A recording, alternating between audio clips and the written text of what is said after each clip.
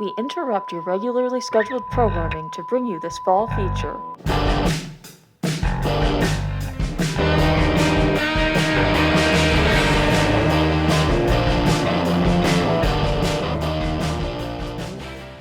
My first encounter with Leadville, Colorado was last winter when I signed up for a cross-country ski lesson.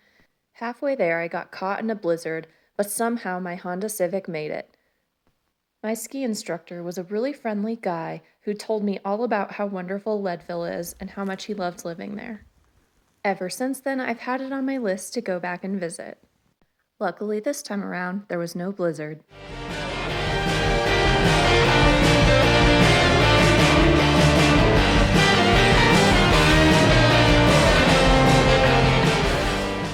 Leadville is a National Historic District, so I think the people here are probably required to keep their homes looking semi-Victorian, but they have done such an amazing job. There's just all these bright, beautiful colors adorning all the homes, all these fun, quirky shingles and woodwork. It is just dazzling to walk around this place.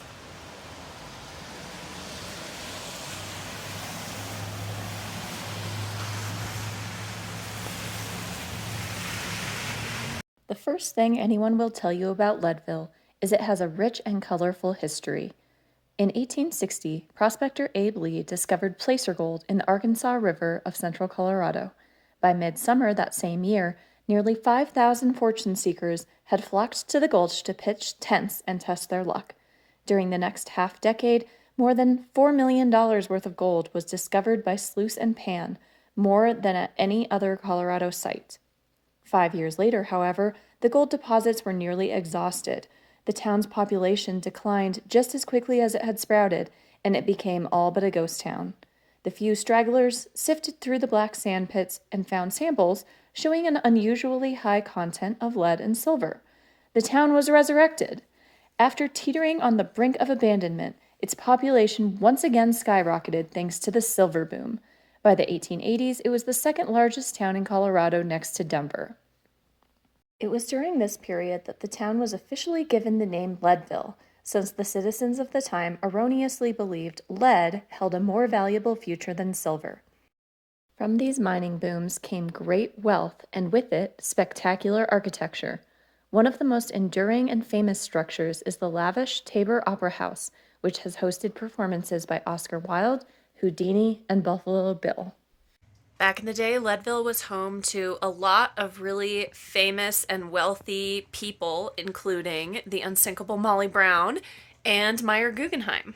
The architecture downtown here is so grand, it looks like something you'd see in Europe, not in rural Colorado.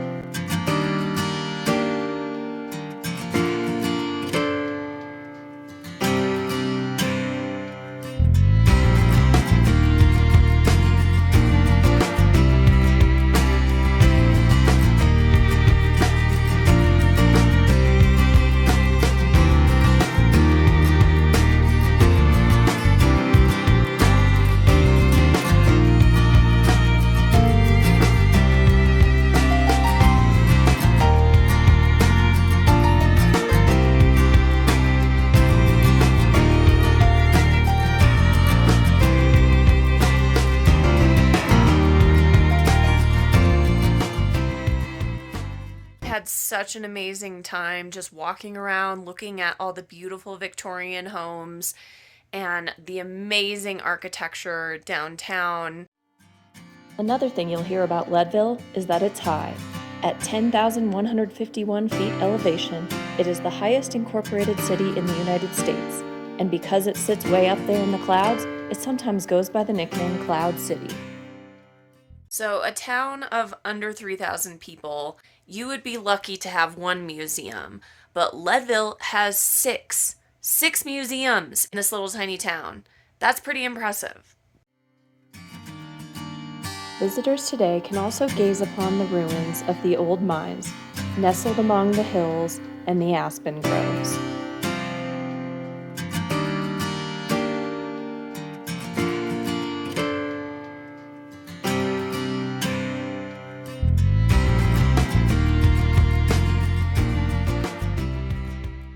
stayed in a very cute tiny home that was located in a whole neighborhood of tiny homes. In mid-September, it was the perfect time to see fall foliage.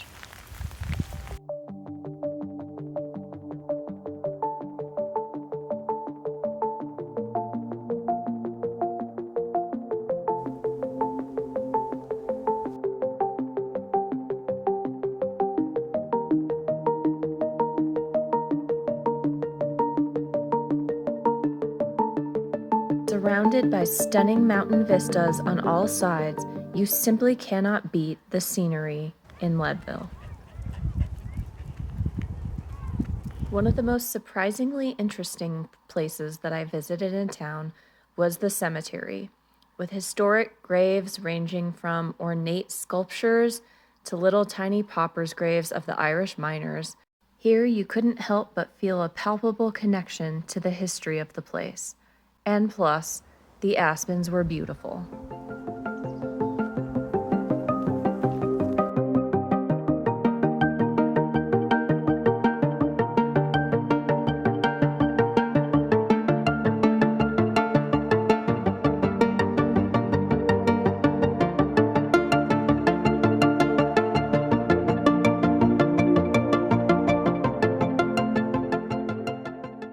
Like with many smaller towns, unfortunately, the locals seem a little bit averse to having more people moving here.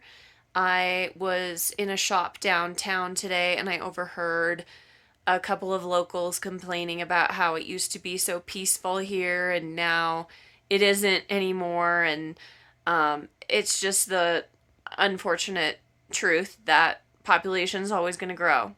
Actually, for Leadville, Leadville used to be much bigger, so I guess Leadville's actually the exception to that rule.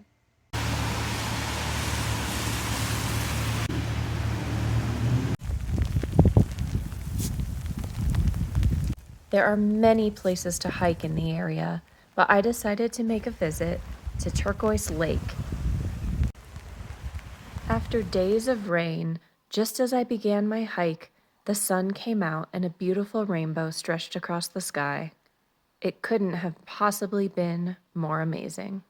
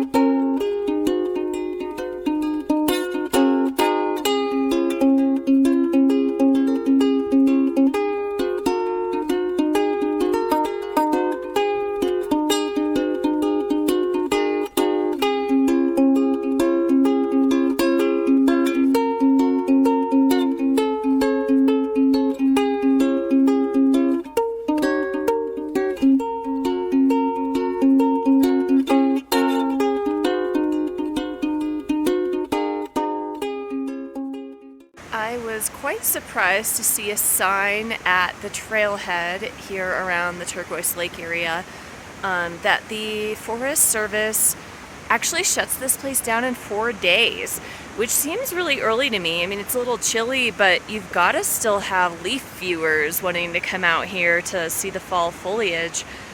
But I guess it's going to be closing, so by the time you guys watch this video, you probably unfortunately won't be able to come here again until spring.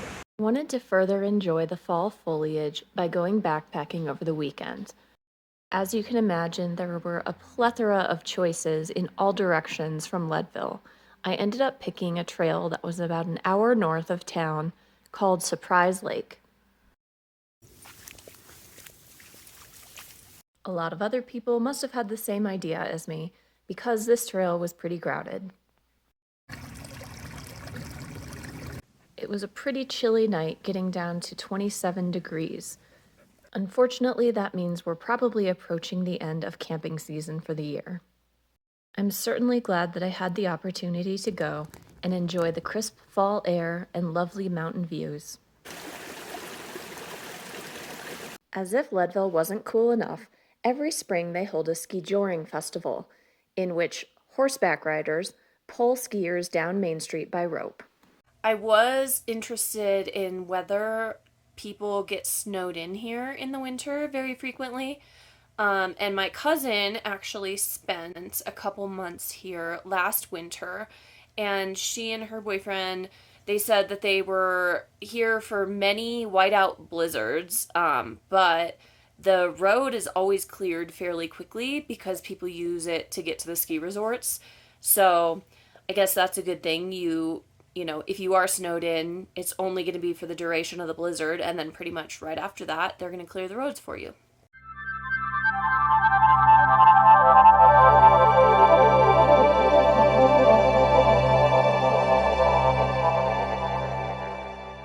It has been such a cool experience to visit here.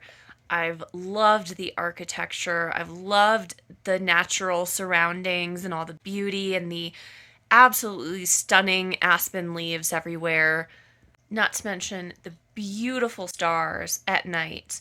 So, thank you very much, Leadville. I hope to be back again soon.